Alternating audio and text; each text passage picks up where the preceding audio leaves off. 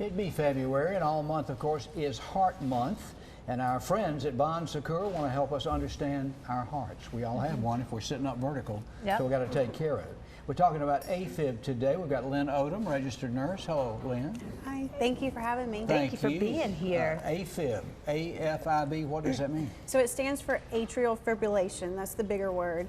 And so AFib is an irregular heart rhythm. And so typically the top and the bottom of the heart pump together. But when you have AFib, the top of the heart is quivering instead of pumping. Now you explained it. I don't think I knew that. Can you feel that? So some people can feel it. When you have AFib, it can cause your heart rate to shoot up. So you can feel a racing heart. You may feel your heart skip some beats. Some people feel really short of breath or fatigued with that, but some people don't feel anything at all. See, that's what's scary. It's like, okay, if something's about to happen to me, I need some crazy warning signs, you know? But that doesn't necessarily bring on a heart attack, AFib. No, right? so AFib does not bring on heart attacks. Now, AFib can come if you've had a heart attack in the past, so that is one of the risk factors, is having a heart attack. You're kidding. So if you get that heavy, and this is for people who are not like working out or doing something that you would feel this, because it's normal to feel your heart race if you're running or doing some kind of cardio. So with AFib, risk factors are increased age, having a heart attack, coronary artery disease, lung disease, things like that. So a lot of times you see in patients 60 and older, but it's becoming a little bit more common in younger patients in their 40s Wouldn't now. that weight have something to do with that? I mean, it can. So it can be genetic. There's a lot of risk factors. Even sometimes, you know, you can go in and out of AFib. You don't have to be in it all the time. Some people are in it all the time. Some people go in and out. But I mean, I've actually seen people drink coffee and the caffeine cause them to go into AFib. Well, I was going to say liquor, cigarettes, and caffeine. They could contribute. Yes. Right? Okay, so let's say that you find out, okay, I have AFib. Now what? What kind of treatment? So you need to see your doctor, obviously, and there are some treatments. Unfortunately, though, AFib is not curable. And so some of the things that a doctor may discuss is ablation. There's different types of ablation where they can actually burn little places inside the heart that helps with the electrical conductivity of the heart. So electricity flows through the heart. And you can have ablations that help so that your heart rate doesn't shoot up, because a lot of times when you feel terrible with AFib, it's because your heart rate can be 160, 170. So ablations can help with that. And also there's certain medications that can help you stay in a normal rhythm longer. And then is there something to this Watchman treatment or so with AFib you have an increased risk of stroke. Okay, so when you have AFib, you're 5 times more likely to have a stroke than someone with a normal heart rhythm. And so when patients have AFib, their doctors put them on blood thinners, and that's to decrease their risk of having a stroke. But anytime you're on a blood thinner, there's a lot of risk involved with that as well. Just the bleeding. Yeah, it can be pretty scary. So now we actually have a new treatment. It's called the Watchman. This is an actual device. Oh, I thought it was like your ring. No. But does that go in your heart? It does. So what happens, everyone has a little tunnel in the top of their heart.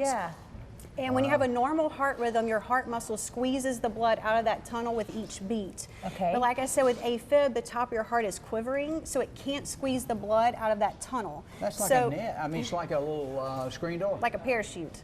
And so blood goes inside that tunnel, pulls around, and forms clots. So 90% of strokes that are caused by AFib are caused by clots that are formed inside that little tunnel.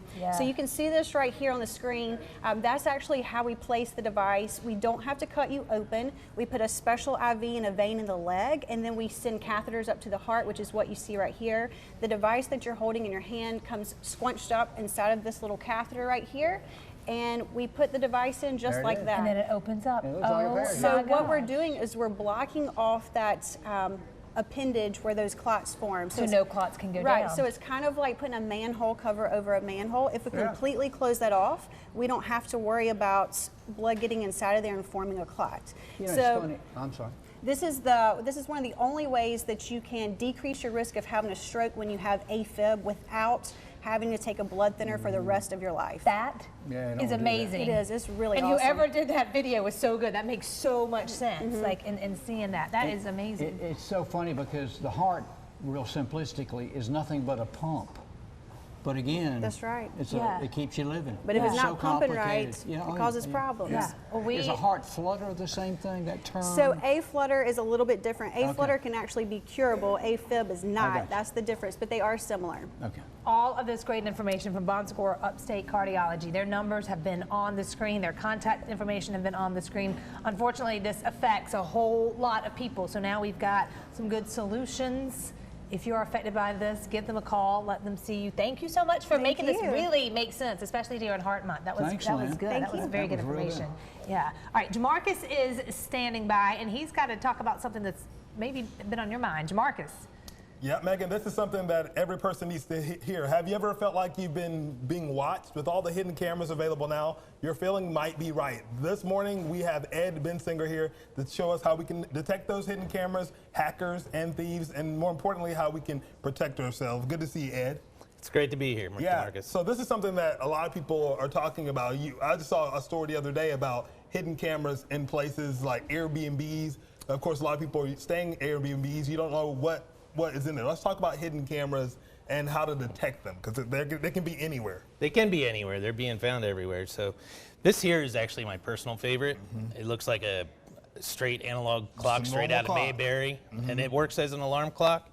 But right above the 12, there's a 1080p high definition motion activated camera with night vision that can record 35 hours of video. Wow. So just a normal looking clock, nothing that really separates it from any other clock. No, not really. There's a camera in there. Yes, and it will work off Wi-Fi. You can remote into it off the Wi-Fi. This is a pretty common one also, this smoke detector. It actually works as a smoke detector. We have pens. And then we really have this disturbing one. It's just like this one's really disturbing. Yeah, it's like a hook you put your robe on in the bathroom, but right above on the top, there's actually a camera. So you take your robe off, you're completely exposed.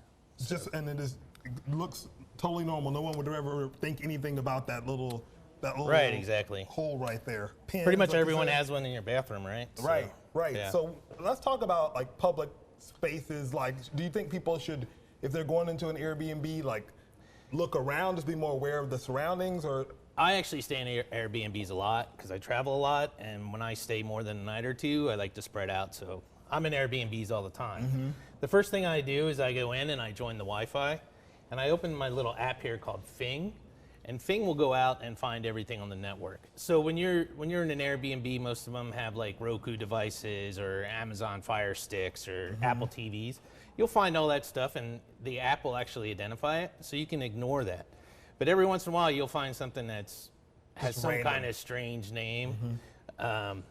When you find that device, what you want to do, if you find one, you want to bring up this detector here, and when you turn it on, it'll have this nice little red light, and you'll be able to scan. You turn out the lights in the hotel or in the Airbnb or hotel, wherever you're at.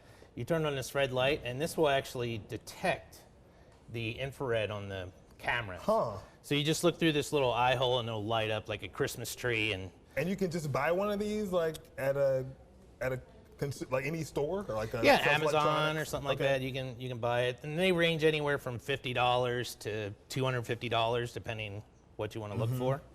But so it's check a great the little network device. and then use your scan to kind of find it. Yeah, it'll stand out pretty easily.